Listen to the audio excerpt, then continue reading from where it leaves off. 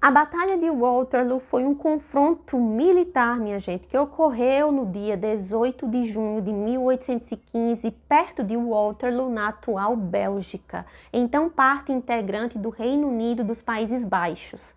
Um exército do Primeiro Império Francês, sob o comando do imperador Napoleão, com 72 mil homens, foi derrotado pelos exércitos da Sétima Coligação, que incluíam uma força britânica liderada pelo Duque de Wellington e uma força prussiana comandada por Gerard Leberecht von Blücher, com 118 mil homens. Este confronto marcou o fim dos 100 dias e foi a última batalha de Napoleão.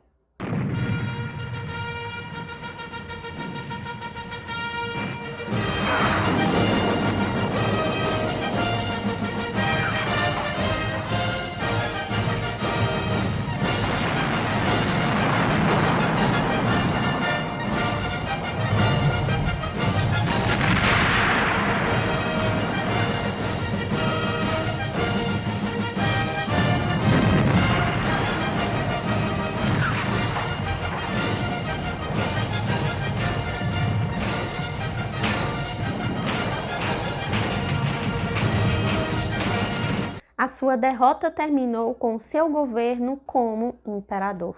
Depois do regresso de Napoleão ao poder em 1815, muitos dos estados que se tinham oposto ao imperador formaram a Sétima Coligação, dando início à mobilização dos seus exércitos. Duas forças de grande dimensão, sob o comando de Wellington e de Blücher, concentraram-se perto da fronteira nordeste da França. Napoleão decidiu atacar na esperança de as destruir antes que dessem início a uma invasão coordenada da França, juntamente com outros membros da coligação. O confronto decisivo da campanha de 3 dias de Waterloo, que foi de 16 a 19 de junho de 1815, teve lugar em Waterloo. De acordo com Wellington, a batalha foi a mais renhida a que assisti na minha vida. Napoleão atrasou o início da batalha até o meio-dia, esperando que o terreno secasse. O exército de Wellington, posicionado ao longo da estrada para Bruxelas, na escarpa de Mont-Saint-Jean, resistiu a múltiplos ataques franceses, até que no final do dia os prussianos chegaram em força e penetraram no flanco direito de Napoleão. Naquele momento, o exército de Wellington contra-atacou, provocando a desordem das tropas francesas no campo de batalha. Posteriormente, as forças da coligação entraram na França, repondo Luís XVIII no trono francês. Napoleão abdicou, rendeu-se aos britânicos e foi exilado na ilha de Santa Helena, onde morreu em 1821. O campo de batalha fica atualmente em território belga, a cerca de 13 quilômetros a sudeste de Bruxelas e a 1,5 km da cidade de Waterloo. No local da batalha, hoje, existe um enorme monumento designado por Monte do Leão, que em francês chama-se Butte du Lion. Ele foi construído por terra trazida do próprio terreno de batalha. Falando um pouquinho sobre esse contexto histórico dessa batalha, vamos falar um pouquinho sobre isso, é importante. Os últimos dias, lá de março de 1815, foram azedos para os diplomatas reunidos em Viena.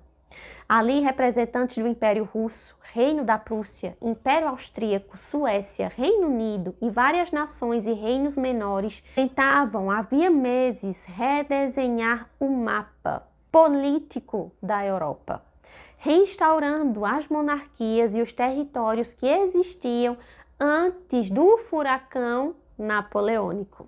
Porém, a ilusão de que o general Corso estava liquidado acabou quando souberam que ele não só havia retornado do exílio na ilha de Elba, uma ilhota no mar Mediterrâneo, como no dia 20 de março foram recebidos em glória em Paris.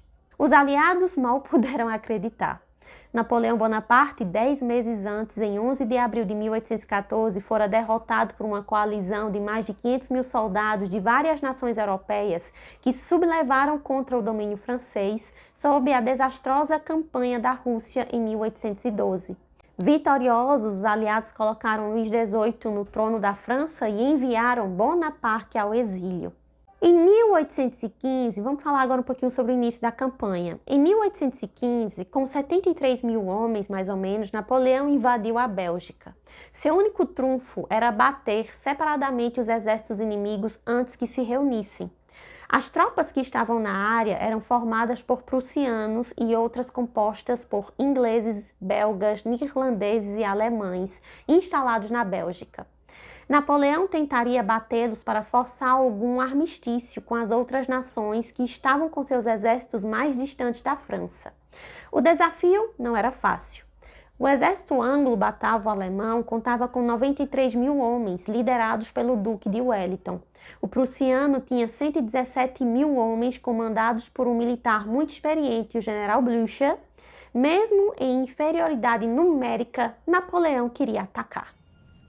Infantry advance! Battalion! And the infantry! Advance!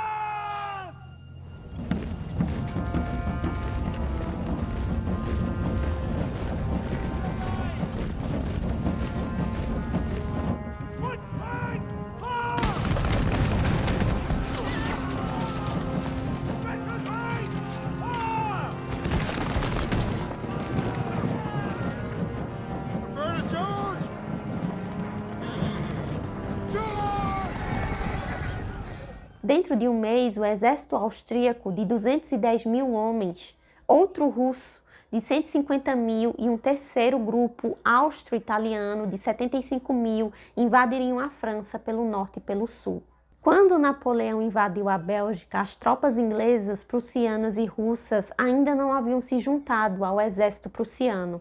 Napoleão decidiu bater primeiramente os prussianos que estavam à sua direita, em Ligny, e enviou o marechal Michel Ney com 24 mil homens para Quatre-Bras, a fim de barrar qualquer tentativa dos ingleses de ajudarem os aliados. No dia 16 de junho de 1815, Bonaparte encarou o velho Blücher. Sabendo que eram os franceses que tinham de correr atrás do osso, o prussiano estrincheirou seus homens em fazendas próximas a Ligny e esperou. A batalha durou todo o dia. No fim da tarde, a guarda imperial francesa arrebentou o centro prussiano, decidindo a batalha. Blücher evitou uma desgraça maior, liderando o contra-ataque com a cavalaria. Os prussianos puderam recuar em ordem na escuridão. Ao término do embate, os prussianos amargavam 22 mil baixas, contra 11 mil dos franceses. Blücher evitou a derrota. Napoleão, porém, conseguiu o que queria: afastar os prussianos para bater os ingleses em seguida, para não deixar que os prussianos pudessem se juntar aos ingleses na batalha seguinte. Napoleão destacou uma tropa de 30 mil homens, entregou-a ao general Emmanuel de Grouchy e ordenou que perseguisse os prussianos. No dia seguinte, no dia 17 de junho, o Duque de Wellington se aproveitou da chuva forte que caiu sobre a região para levar o exército a uma posição mais segura, o Monte Saint-Jean. Os franceses chegaram lá ao fim do dia. O temporal continuava, mas Napoleão não dispunha de tempo. Mesmo sob tempestade, ele foi pessoalmente verificar as condições do campo durante a noite. Naquele momento, Bonaparte tinha a chance com que tanto sonhara. Os prussianos estavam em retirada, sendo acossados por Grouchy. A ele só restava ter um bom desempenho contra os ingleses no dia seguinte e demonstrar à Europa que a França ainda estava viva. Pela manhã, o tempo melhorara. Wellington contava com 23 mil ingleses e 44 mil soldados aliados vindos da Bélgica, dos Países Baixos e de pequenos estados alemães, num total de 67 mil homens, apoiados por 160 canhões. Os franceses contavam com 74 mil homens e 250 canhões. Wellington posicionou suas tropas ao longo da elevação de Saint-Jean. Sua ala direita se concentrava em torno da fazenda de Hougomont. No centro, logo abaixo da colina, outra fazenda, La Roye-Sainte, que estava ocupada pela KGL, lá de Hanover. À esquerda, tropas aliadas se posicionavam em torno a uma terceira fazenda, a Papelotte. Wesley assumiu uma postura extremamente defensiva, em parte porque seu exército não era dos melhores e porque para ele, quanto mais tempo demorasse a batalha, maiores eram as chances do reforço prussiano chegar. Napoleão queria começar o ataque cedo. A violenta tempestade noturna, entretanto, fez com que Napoleão adiasse o ataque previsto para a noite de 17 de junho para o meio-dia do dia 18, a fim de aguardar que o solo secasse, já que a chuva havia transformado o campo de batalha em um lamaçal. O atraso permitiu que as tropas prussianas de Blücher, que haviam sido derrotadas em Ligny, tivessem mais tempo para se reagrupar e marchar em direção ao Waterloo, o que se provocaria crucial para o desfecho da batalha. Às 12 horas e 30 minutos, acontece o primeiro ataque francês, direcionado à fazenda de Hougemont, na ala direita de Wellington. A fazenda era um ponto estratégico fortificado e defendido por tropas britânicas e de Nassau. O ataque, liderado pelo irmão de Napoleão, Jerônimo Bonaparte, tinha como objetivo desviar a atenção de Wellington e forçá-lo a enviar reforços para lá, enfraquecendo o centro de sua linha. No entanto, a defesa de Hougemont foi tenaz e a fazenda resistiu a múltiplos assaltos franceses ao longo do dia, consumindo um grande número de tropas francesas e impedindo que Napoleão utilizasse essas forças em outros pontos cruciais da batalha. Por volta das 13 horas da tarde, Napoleão ordenou um ataque massivo ao centro da linha de Wellington, liderado pelo corpo de exército de D'Erlon. O ataque visava romper a linha aliada e dividir o exército de Wellington. As tropas francesas avançaram em colunas densas, mas foram recebidas por um fogo de artilharia devastador e por uma carga de cavalaria britânica. A cavalaria britânica, embora inicialmente bem sucedida em dispersar as colunas francesas, avançou demais e foi contra-atacada pela cavalaria francesa, sofrendo pesadas baixas. Este ataque, embora não tenha rompido a linha de Wellington, causou grande pressão sobre as tropas aliadas. Às 15 horas da tarde, no meio da tarde, o Marechal Ney, interpretando erroneamente uma movimentação de tropas britânicas como uma retirada, lançou uma série de cargas massivas de cavalaria contra o centro de Wellington. As cargas compostas por milhares de cavalheiros franceses foram impressionantes, mas ineficazes contra os quadrados de infantaria britânicos. Os quadrados, formações defensivas compactas, resistiram aos ataques da cavalaria, que não conseguia penetrar suas linhas. As cargas de cavalaria de Ney, embora espetaculares, resultaram em pesadas perdas para os franceses e não conseguiram quebrar a resistência aliada.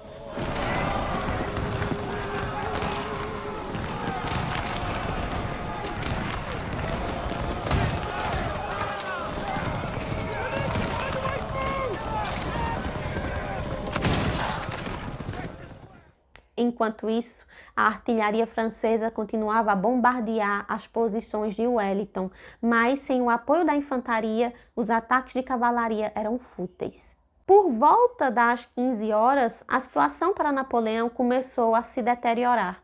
As tropas prussianas de Blücher, que haviam marchado incansavelmente após a derrota em Ligny, começaram a chegar ao flanco direito francês. A chegada dos prussianos pegou Napoleão de surpresa e forçou-o a desviar tropas para conter essa nova ameaça. A pressão prussiana no flanco direito francês aumentou progressivamente e a linha francesa começou a se estender e a se enfraquecer. A fazenda de La Roye-Sainte, no centro da linha de Wellington, finalmente caiu para os franceses após uma defesa heróica, o que abriu uma brecha perigosa nas defesas aliadas. No entanto, a chegada dos prussianos impediu que Napoleão explorasse essa vantagem de forma decisiva. Às 19 horas da noite, com a chegada cada vez maior das tropas prussianas e a pressão crescente em seu flanco direito, Napoleão fez sua última aposta. Ele lançou a Guarda Imperial, sua elite de veteranos, em um ataque final contra o centro de Wellington. A Guarda Imperial, considerada invencível, avançou com grande bravura, mas foi recebida por um fogo concentrado da infantaria britânica e de seus aliados. A Guarda Imperial, pela primeira vez em sua história, foi repelida. A visão da Guarda Imperial recuando causou pânico entre as tropas francesas, que começaram a fugir em desordem. Ao mesmo tempo, Blücher lançou um ataque total no flanco direito francês e Wellington ordenou um avanço geral de suas tropas. A linha francesa desmoronou completamente e a batalha se transformou em uma perseguição. Por volta das 9 horas da noite, a Batalha de Waterloo estava terminada.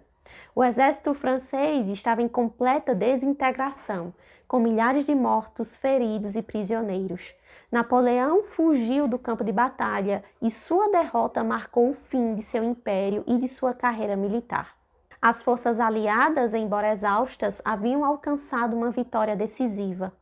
A Batalha de Waterloo teve um impacto profundo na história europeia, pondo fim às guerras napoleônicas e inaugurando um longo período de paz relativa no continente. A batalha é lembrada como um exemplo de estratégia militar, de resiliência e a importância da coordenação entre as forças aliadas.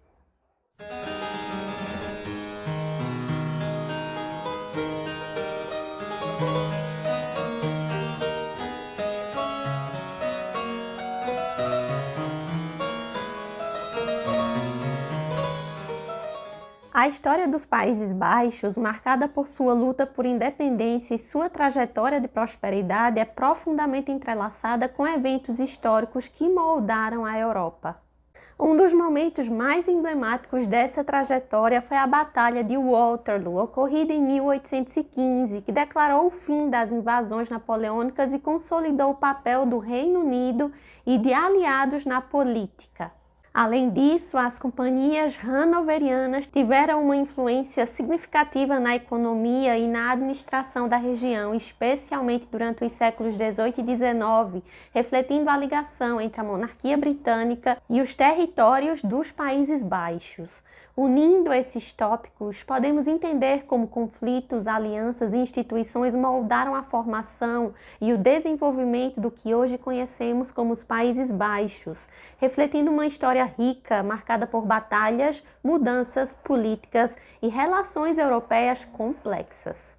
A história dos Países Baixos é uma tapeçaria muito rica, tecida por fios de comércio marítimo, luta pela liberdade e períodos de domínio estrangeiro.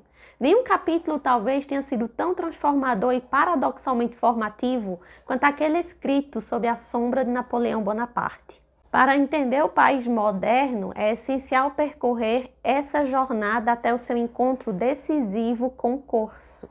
A República das Províncias Unidas. A identidade neerlandesa começou a coalescer no século XVI durante a revolta contra o domínio espanhol dos Habsburgos. Lideradas por figuras como Guilherme de Orange, as províncias do norte, majoritariamente protestantes, travaram uma longa e sangrenta guerra dos 80 anos, de 1568 a 1648. O resultado foi o nascimento da República das 7 Províncias Unidas dos Países Baixos, uma entidade política única na Europa, uma república federal sem um monarca, onde o poder era compartilhado entre os Estados Gerais e o Stadtholder, que eram os governadores da Casa de Orange.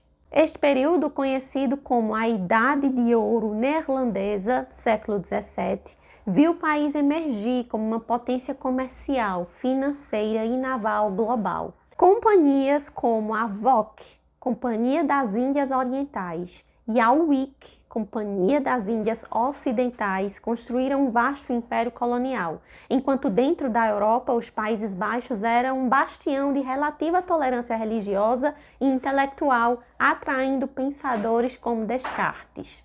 O século XVIII trouxe desafios. Guerras contínuas, especialmente contra a Inglaterra, drenaram recursos. Conflitos internos entre facções políticas, os republicanos estadistas, conhecidos como Regenten, e os partidários do Stadtholder, da Casa de Orange, enfraqueceram a unidade. A economia estagnou e a influência global diminuiu. A República, outrora um farol de força, tornou-se vulnerável às convulsões que varriam a Europa no final do século. A Revolução Francesa, lá em 1789, teve um impacto imediato nos Países Baixos. Os ideais de liberdade, igualdade e fraternidade ressoaram fortemente entre os patriotas neerlandeses, que se opunham ao Statthalter Guilherme V e ao poder da oligarquia. Guilherme V fugiu para a Inglaterra e a velha República das Províncias Unidas foi abolida. Em seu lugar nasceu a República Batava, nome inspirado na tribo germânica dos bátavos, símbolo de resistência antiga. Esta nova república, um estado satélite francês, de fato, foi um laboratório de quê? De reformas. Substituiu a antiga estrutura federal confusa por um estado unitário mais centralizado, embora com variações nas constituições. Aboliu privilégios feudais e estabeleceu maior igualdade legal e religiosa para protestantes, católicos e judeus. Introduziu reformas administrativas, educacionais e preparou o caminho para um Código Civil moderno. Porém, a independência era ilusória. A França ditava a política externa, impôs pesadas contribuições financeiras e exigiu apoio militar. A economia, dependente do comércio marítimo, sofria com o bloqueio continental britânico. Em 1806, Napoleão, agora imperador, decidiu que um reino cliente seria mais eficaz que uma república nominal. Ele dissolveu a República Batava e colocou seu irmão mais novo, Luís Napoleão, no trono do recém-criado Reino da Holanda. Luís Napoleão foi um governante surpreendentemente popular. Ele se esforçou genuinamente para representar os interesses dos holandeses, aprendendo a língua e tentando mitigar os piores efeitos das demandas de seu irmão. Visitou regiões atingidas por desastres, como a explosão de um navio carregado de pólvora lá em Leiden, em 1807, e promoveu as artes e as ciências. No entanto, seu conflito com Napoleão era inevitável. Luís se recusava a aplicar rigidamente o bloqueio continental, que estrangulava a vital economia marítima holandesa, e hesitava em enviar soldados holandeses para as guerras imperiais. Napoleão, vendo seu irmão como muito holandês e pouco francês, perdeu a paciência. Em 1810, Napoleão anexou formalmente o Reino da Holanda ao Império Francês. Os Países Baixos deixaram de existir como entidade política autônoma. Foram divididos em departamentos franceses, governados diretamente de Paris. Apesar da perda da independência, o período francês deixou marcas profundas e duradouras que moldaram o futuro do Estado neerlandês. A estrutura federalista da antiga república foi irrevogavelmente destruída. A administração francesa estabeleceu um sistema unificado, racionalizado e centralizado de governo, justiça e finanças que provou ser eficiente e foi amplamente mantido após 1813. A introdução do Código Napoleônico foi revolucionária. Substituiu um emaranhado de leis locais e feudais por um sistema legal moderno, baseado na igualdade perante a lei, propriedade privada e secularismo. Esse código se tornou a base do direito civil neerlandês. Reformas como o registro civil, nascimentos, casamentos e óbitos, um sistema tributário nacional uniforme e uma burocracia profissional foram implementadas. Paradoxalmente, a opressão e a exploração francesas, especialmente durante a anexação, o recrutamento forçado, altos impostos, crise econômica, alimentaram um forte sentimento nacionalista entre a população. A ideia de ser holandês e lutar por um país independente ganhou força como nunca antes. Os antigos privilégios regionais, provinciais e de classe foram abolidos, criando uma sociedade mais nivelada, pelo menos legalmente. O desastre da campanha da Rússia, lá em 1812, e as subsequentes derrotas napoleônicas abriram caminho para a libertação. Em novembro de 1813, forças pró-Orange desembarcaram em Schwenningen. Guilherme Frederick, filho do último Statthalter, retornou e foi proclamado soberano príncipe. A rápida expulsão das forças francesas foi seguida pelo Congresso de Viena lá em 1815. O Congresso, buscando estabilidade e um contrapeso à França, decidiu criar um forte estado tampão ao norte. Assim nasceu o Reino Unido dos Países Baixos. unindo as antigas províncias unidas, norte, com os antigos Países Baixos austríacos, sul, atual Bélgica, sob o rei Guilherme I. Em 1815, Guilherme foi coroado rei. O período napoleônico foi uma era de trauma e de subjugação para os Países Baixos. A independência foi suprimida, a economia devastada e o povo explorado. No entanto, paradoxalmente, foi também um período de modernização forçada e de aceleração histórica. Estruturas administrativas, legais e políticas implantadas pelos franceses, embora impostas, forneceram fundações essenciais para o Estado-nação moderno. Napoleão, ao tentar absorver os Países Baixos no seu império, acabou por forjar involuntariamente as ferramentas e a identidade que permitiram ao país renascer como um reino unificado e independente, pronto para enfrentar os desafios do século XIX.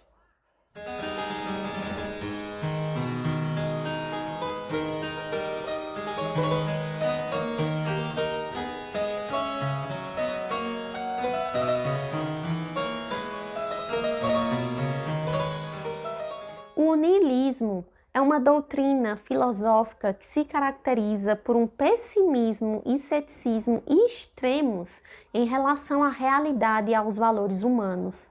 Em sua essência, ele questiona e nega a existência de um significado intrínseco ou propósito maior na vida, bem como a validade de princípios religiosos, morais, políticos ou sociais.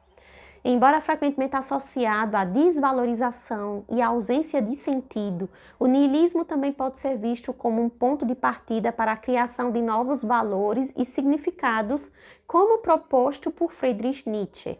Esse estudo tem como objetivo, pessoal, explorar o conceito de niilismo, suas diferentes manifestações e sua presença na literatura, com foco especial na obra Os Miseráveis de Victor Hugo.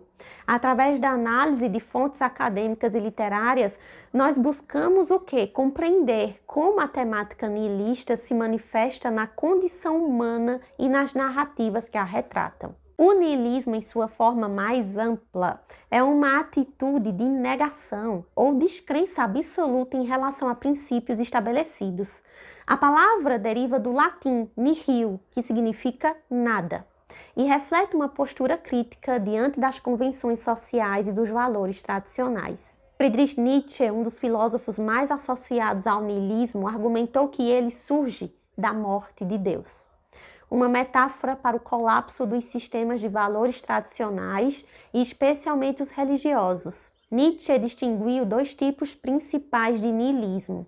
O niilismo passivo, que é caracterizado pela aceitação do vazio e da falta de sentido, levando à resignação e ao pessimismo, embora possa ser visto como uma evolução, não há uma mudança fundamental nos valores. E o niilismo ativo, que é uma força que busca a demolição da moral e dos valores existentes com o objetivo de criar novos significados. Para Nietzsche, o niilismo ativo é uma oportunidade para o ser humano se tornar mais forte ao reconhecer que o mundo não tem um sentido inerente que o impulsiona a criar seus próprios valores. Além dessas distinções, o niilismo pode ser categorizado em diferentes formas, pessoal. Temos o niilismo moral ou ético, que é o quê?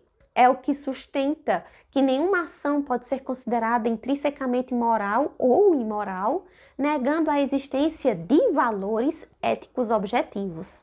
Tem-se também o niilismo existencial, que afirma que a existência humana não possui sentido ou finalidade inerente e, portanto, o indivíduo não deve buscar um propósito predefinido para a sua vida. Filósofos como Jean-Paul Sartre e Albert Camus exploraram esse conceito, destacando o dilema entre a ausência de sentido e a liberdade de criar o próprio significado. E tem-se também o niilismo político, que se baseia na crença de que a destruição de todas as forças políticas, religiosas e sociais é necessária para um futuro melhor, muitas vezes associada a movimentos revolucionários. Tem-se também o niilismo negativo, que nega o mundo perceptível aos sentidos em busca de um mundo ideal ou um paraíso, com raízes no platonismo e no cristianismo. Então, pessoal, o termo niilismo ganhou destaque na literatura russa no século XIX, notadamente na obra Pais e Filhos, de Ivan Turgenev, onde um personagem é descrito como alguém que não se curva ante qualquer autoridade, nem aceita nenhum princípio sem exame, independentemente do respeito que esse princípio envolva. A obra Os Miseráveis, de Victor Hugo, embora não seja explicitamente uma obra sobre niilismo no sentido filosófico estrito, ele apresenta personagens e situações que refletem temas niilistas, como o desespero, a falta de sentido e a desvalorização da vida humana em face da injustiça social e da miséria. Victor Hugo retrata uma sociedade francesa, minha gente, do século XIX, que está marcada por profundas desigualdades, onde a lei e a ordem muitas vezes servem para oprimir os mais vulneráveis. Essa realidade pode levar os personagens a um estado de desilusão e descrença nos sistemas e valores estabelecidos, aproximando-os de uma visão nihilista. Entendem? Jean Valjean, que é o nosso protagonista, é um exemplo bem complexo disso. Sua condenação por roubar um pão para alimentar sua família, que estava faminta, o expõe ao quê? A brutalidade de um sistema legal que desconsidera as circunstâncias humanas. Os 19 anos de prisão, agravados por tentativas de fuga, poderiam facilmente levá-lo a um niilismo passivo, onde a vida perde todo o sentido e propósito. No entanto, a redenção de Jean Valjean é impulsionada pelo bispo. O bispo Myriel, vamos lembrar dele, representa uma busca por significado e moralidade em um mundo que lhe negou ambos. Sua luta para viver uma vida justa e ajudar os outros, apesar de ser constantemente perseguido por Javert, demonstra uma resistência ao niilismo, uma tentativa de criar valor, onde o sistema teima em o destruir. Javert, por outro lado, pode ser interpretado como um personagem que encarna um tipo de niilismo da lei. Sua crença inabalável na justiça e na aplicação rigorosa da lei, sem considerar a misericórdia ou os nuances da condição humana, o leva a uma visão de mundo onde não há espaço para a redenção ou a complexidade moral. Para Javert, a lei ela é absoluta e imutável e qualquer desvio dela é uma falha irredimível. Quando sua visão de mundo é desafiada pelas ações de Jean Valjean, que demonstra bondade e moralidade fora dos preceitos da lei, Javert entra em crise existencial. A incapacidade de seu sistema de valores em lidar com a complexidade moral de Jean Valjean o leva ao desespero e, em última instância, à sua própria destruição. A rigidez de Javert, sua incapacidade de ver além das regras, pode ser vista como uma forma de niilismo, onde a vida é reduzida a um conjunto de normas sem espaço para a humanidade ou perdão.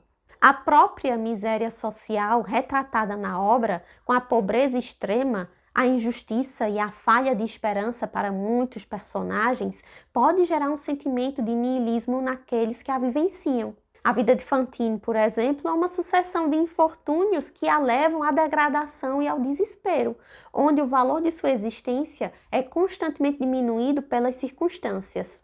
A Revolução de Junho de 1832, embora um levante por ideais, também pode ser vista como uma manifestação de desespero e uma tentativa de encontrar sentido em meio ao caos e à opressão, mesmo que isso signifique a destruição do status quo.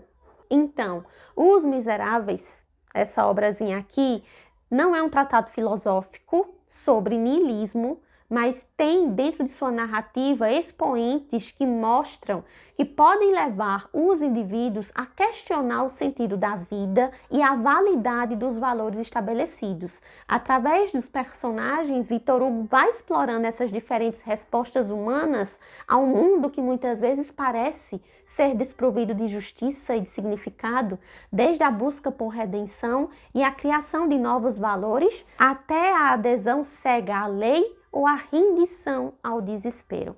Então, para a gente resumir, o que é que o niilismo traz? Traz a representação de um questionamento profundo sobre o sentido da existência e sobre a validade dos valores humanos, desde as suas raízes filosóficas, com pensadores como Nietzsche, até suas manifestações dentro da literatura, busca por significado em um mundo que muitas vezes parece caótico e indiferente, tá? Então, Victor Hugo, dentro dos Miseráveis, não é, pessoal, vou reforçar, não é uma obra niilista, mas ele oferece um terreno muito vasto para explorar as nuances dessa filosofia, certo? Para a gente poder ver em retrospecto como a miséria social, a injustiça e a rigidez dos sistemas podem levar à desilusão.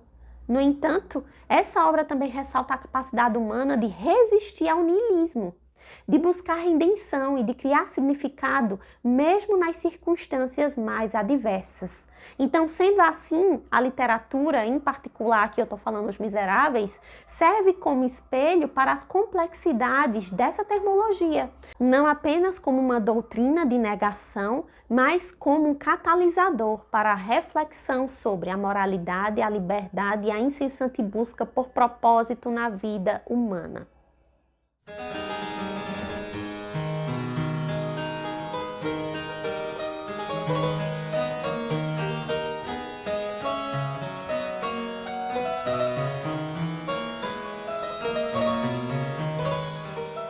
O cenobitismo e o monaquismo são palavras estranhas, eu sei, mas são conceitos que estão relacionados à vida religiosa de afastamento do mundo para dedicar-se à espiritualidade, mas com diferenças entre eles.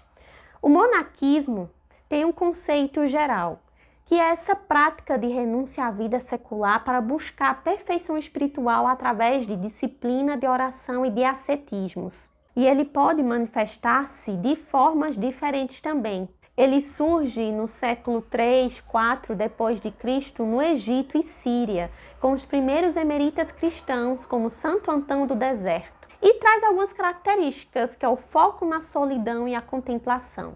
E inicialmente eremita, que é levar uma vida solitária e isolada e tendo como objetivo a purificação da alma e a união com o divino.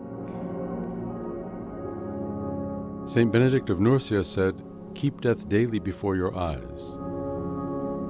We are monks who call ancient Nursia, the birthplace of Saint Benedict, home.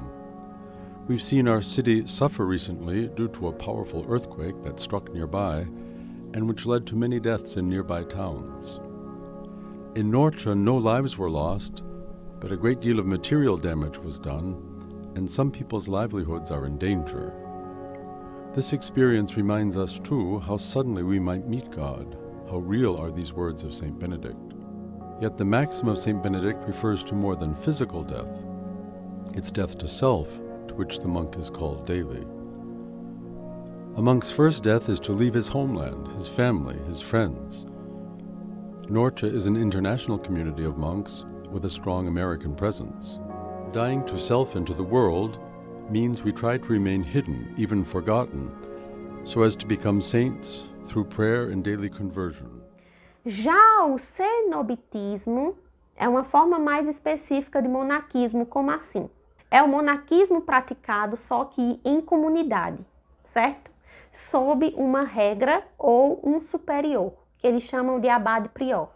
O seu fundador chama-se São Pacômio, em 346 d.C., lá no Egito. Foi ele que criou a primeira comunidade organizada lá em Tabenizzi. E ele também traz algumas características, que é justamente essa vida comunitária. São monges que vivem juntos e compartilham orações, trabalho, refeições e bens. Eles também trabalham com regras, ou seja, têm normas claras para organizar a vida diária, e eles muito se valem das regras de São Bento, como obediência, submissão ao abade prior e as regras que eles seguem no dia a dia. Essa combinação de oração, de trabalho manual e estudo, que eles chamam de ora et labora, também fazem parte da tradição beneditina, que nós vamos falar um pouquinho mais à frente. Então vamos lá, pessoal. O eremitismo foi a primeira forma de monaquismo. Surge lá no século 3, 4, certo? mas ele revelou-se vulnerável a excessos e falta de orientação. Então, o cenobitismo surgiu como uma alternativa mais estável, tornando-se predominante no Ocidente graças a São Bento de Núrsia, no século VI. A sua regra Ora et Labore estruturou o monaquismo ocidental. Elas também são conhecidas como ordens medievais, e vocês vão ver isso dentro do livro Os Miseráveis, como, também citado dentro do livro, a ordem cistercienses ou cartuchos, que combinavam esse tipo de estilo, o eremitismo e o cenobitismo. O monaquismo, o eritismo, o cenobitismo também tem um grau de importância histórica, tá, pessoal? Por quê? Porque eles preservaram a cultura clássica em escritórios monásticos. Eles desenvolveram técnicas agrícolas e assistência aos pobres e tornaram-se um modelo padrão do monaquismo cristão no Ocidente. Ou seja, monaquismo é o termo amplo para a vida religiosa afastada do mundo.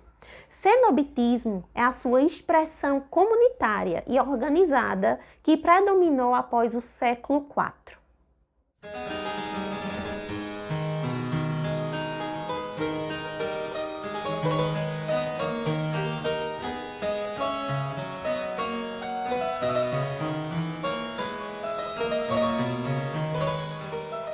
Então vamos lá, pessoal. Se a gente fala sobre monaquismo, cenobitismo, eritismo e etc., e a gente adentra esse campo que é citado dentro do livro de forma muito ampla, a gente também tem que estudar um pouco sobre as monjas cistercienses lá no século XII. Então vamos lá.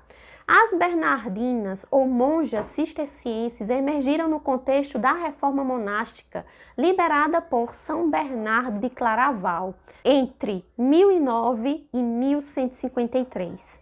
Embora Bernardo não tenha fundado diretamente a ramificação feminina, sua espiritualidade e a expansão da ordem cisterciense catalisaram seu surgimento. Em 1125, o mosteiro de Jules-le-Normand, lá na Borgonha, na França, foi estabelecido com o apoio de Bernardo. Sua irmã, Rumbeline, tornou-se priora, adotando a regra de São Bento, reformada pelos cistercienses. Em 1213, o Capítulo Geral Cisterciense reconheceu oficialmente os mosteiros femininos sob sua jurisdição, padronizando então regras e práticas. Então, agora falando um pouquinho sobre essas regras, a vida cotidiana. As regras seguiam a Ora et Labora, reinterpretada por São Bernardo com ênfase na pobreza radical, clausura estrita e trabalho manual. Elas tinham algumas práticas, como o que elas chamavam de ofício divino, que eram 7 horas litúrgicas diárias.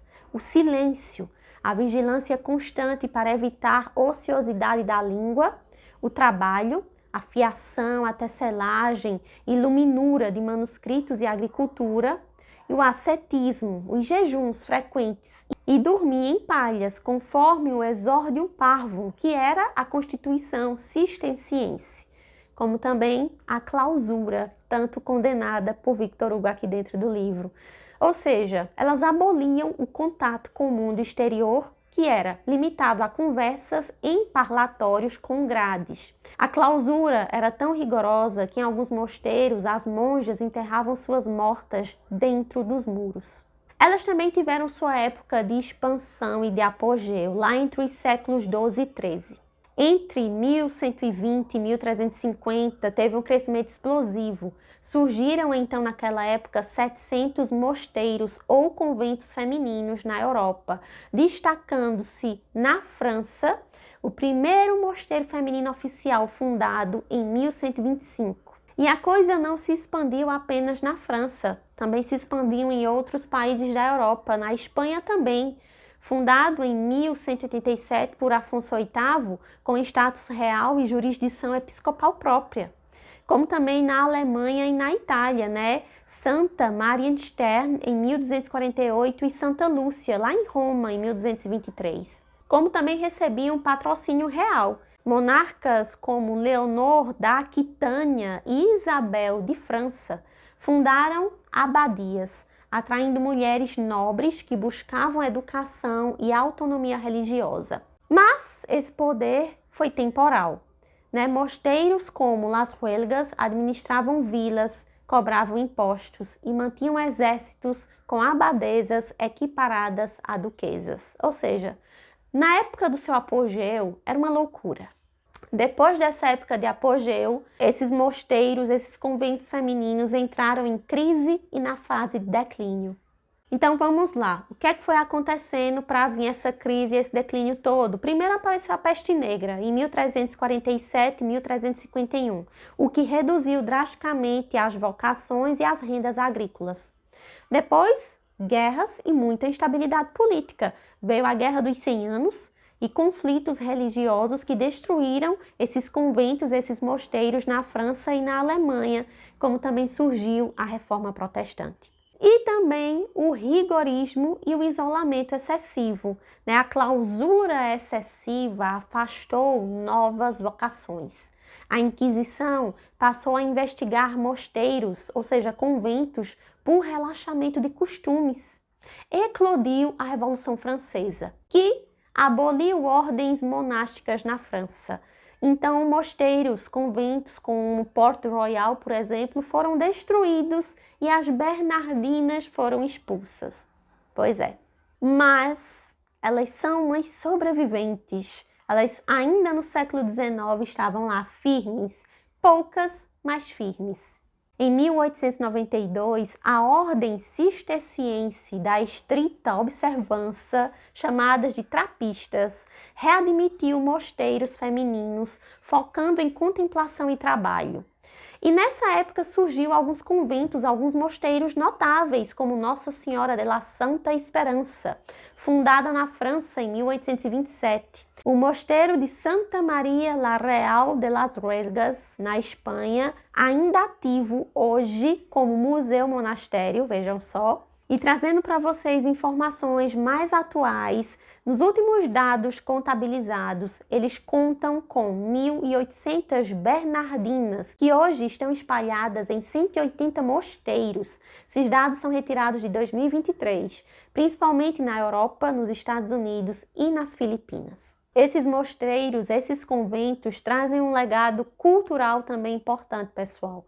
A arquitetura, abadias como Fontenay, hoje é patrimônio da Unesco, Las Huelgas, são ícones do estilo cisterciense, austero, funcional e luminoso. Alguns manuscritos, foram produzidos obras como Saltério de las Huelgas, que hoje está depositado na Biblioteca Nacional da Espanha, e tem também forte influência literária, já que Victor Hugo imortalizou dentro do livro Os Miseráveis como símbolos de devoção e enclausuramento e sacrifício.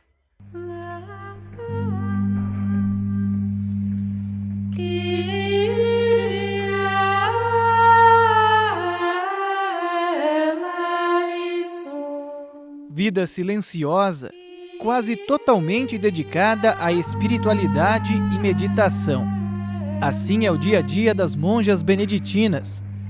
Nesse mosteiro, que mais parece um paraíso de tamanha tranquilidade, o único ruído que se escuta é do gongo, que avisa o início de mais uma etapa da liturgia das horas. Prática que já começa com o nascer do sol e que se repete outras 6 vezes ao longo do dia. Com profunda disciplina e concentração, as monjas caminham em fila dupla, sempre conduzida pela abadesa, a Madre Superiora. 2 a 2, elas saúdam o altar e se cumprimentam antes de irem cada uma para o seu lugar. A oração é toda cantada, grande parte em latim. Ao estilo gregoriano, elas entoam diversos salmos. E não falta trabalho. Elas cultivam boa parte do que comem, como verduras e hortaliças, e ainda cuidam da pequena granja. Algumas monjas trabalham nas oficinas, onde fazem artesanatos e obras em cerâmica com temas religiosos. Outras desenvolvem o tradicional talento culinário dos mosteiros, na confecção de chocolates, trufas e pães de mel. Tudo é vendido e a renda destinada às obras sociais do mosteiro. Embora não saiam da clausura, as beneditinas não são privadas do contato com pessoas de fora. Recebem diariamente visitantes e peregrinos que podem até se hospedar num local à parte do mosteiro. Por esse motivo, nossa equipe de reportagem pôde entrar na clausura e registrar quase tudo do dia a dia das monjas. Então vamos lá, pessoal. Você me pergunta, então quer dizer que essas bernardinas realmente existem? Sim, só que as bernardinas citadas dentro do livro, não. Vejam só, em Os Miseráveis, Victor Hugo descreve as bernardinas beneditinas de Martin Verga como uma comunidade religiosa com uma regra extremamente rigorosa. E aqui é importante a gente notar que esta ordem é uma criação ficcional de Victor Hugo para o seu livro e não é uma ordem monástica historicamente existente. O que se existiu foram as monjas cistercienses. Essas sim. Só que aí ele fez uma ponte de uma coisa que realmente existiu e que existe ainda hoje e ficcionalizou uma parte também. Beleza? Beleza? Ficou claro? Espero que sim. De acordo com o livro Os Miseráveis, Victor Hugo traz para a gente que o fundador foi Martin Verga, fundador dessa congregação em 1425, com Salamanca como a sede e Alcalá como um de seus estabelecimentos. Essa congregação teria se espalhado por todos os países católicos da Europa. As bernardinas beneditinas de Martin Verga, embora bernardinas, estavam ligadas a sisters, como os monges beneditinos, e não a Claraval, como os monges bernardinos. Isso significa que elas eram súditas de quem? De São Bento e não de São Bernardo. Dentro do livro, ele vai mostrar regras e cotidiano, e ele mostra pra gente as regras dessas bernardinas beneditinas de Martin Verga. Ele apresenta pra gente como uma das mais severas, superada apenas pela dos carmelitas. E nessas práticas ele inclui a vestimenta, que é um traje preto, com uma guipe que sobe até o queixo, uma túnica de sarja com mangas largas, um grande véu de lã e uma faixa que desce sobre a testa até os olhos, deixando só a boca descoberta. Tudo é preto, exceto a faixa, que é branca. As noviças usam o mesmo hábito, mas todo branco. As freiras professas também usam um rosário ao lado. Ele mostra também essa questão da abstinência e do jejum. Ele fala que elas jejuam o ano todo, abstêm-se de carne, jejuam na quaresma e em muitos outros dias específicos da ordem. Elas levantam-se do primeiro sono, da 1 às 3 da manhã, para ler o breviário e cantar as matinas. Dormem em todas as estações, entre lençóis de sarja ou então sobre palhas. E ele também retrata para a gente essa questão da higiene e do conforto. Elas não tomam banho e não acendem fogo. Elas flagelam-se todas as sextas-feiras e praticam o silêncio. Observam fortemente essa regra do silêncio, falando umas com as outras apenas durante as horas de recreação, que são muito breves. Fala também da camisa de estopa. Elas usam camisas de estopa por 6 meses do ano, de 14 de setembro até a Páscoa. Originalmente, a regra previa o uso durante todo o ano, mas foi modificada devido aos problemas de saúde que causava no verão. Victor Hugo também aponta para a gente dentro do livro essa questão dos votos e da organização.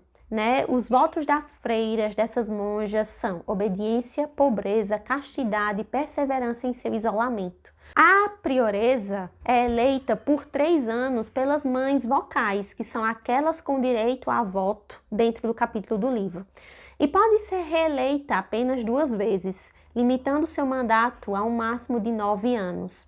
Ele aborda também essa questão da adoração perpétua, que é o quê? Uma das práticas mais notáveis da ordem é essa questão da adoração perpétua. Uma irmã permanece de joelhos sobre a pedra diante do Santíssimo Sacramento por 12 horas consecutivas, das 4 da tarde às 4 da manhã ou vice-versa, com as mãos unidas e uma corda no pescoço.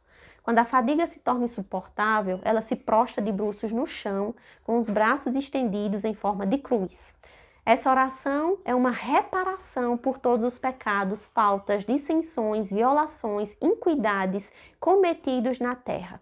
Com tudo isso aqui já dito, também entra a questão do claustro. e isolamento, mas ele sempre usa essa palavra, claustro.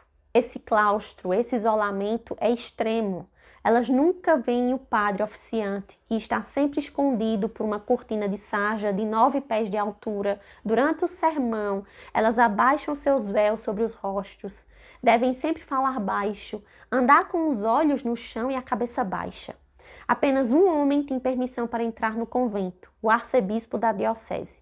Há também o jardineiro, mas ele é sempre um homem velho, e um sino é preso ao seu joelho para alertar as freiras de sua presença, garantindo que ele esteja sempre sozinho no jardim.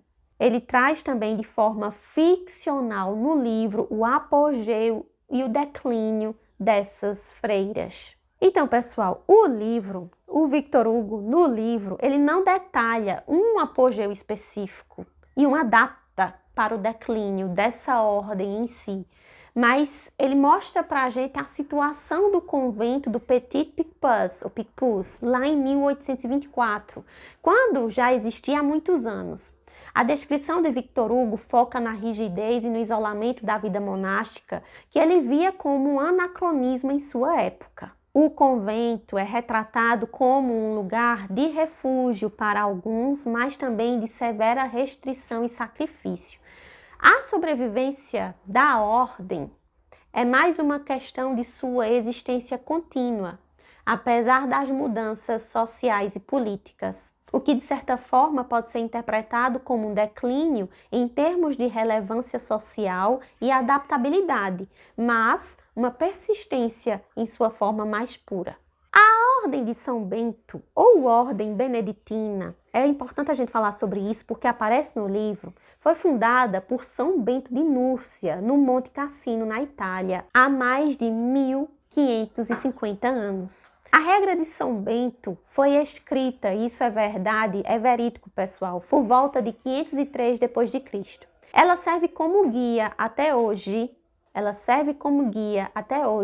para milhares de monges e monjas em mosteiros ou conventos, como você preferir falar, ao redor do mundo, promovendo fé, devoção, cultura, sabedoria. A Ordem Beneditina teve um papel fundamental na preservação do conhecimento e da cultura durante a Idade Média, época também citada dentro do livro. Seus mosteiros se tornaram centros de aprendizado, cópia de manuscritos e de desenvolvimento agrícola. A influência beneditina se espalhou por toda a Europa, contribuindo significativamente para a formação da civilização ocidental. Então vejam só, é uma ordem que está diretamente ligada a essa ideia de antigo, de passado.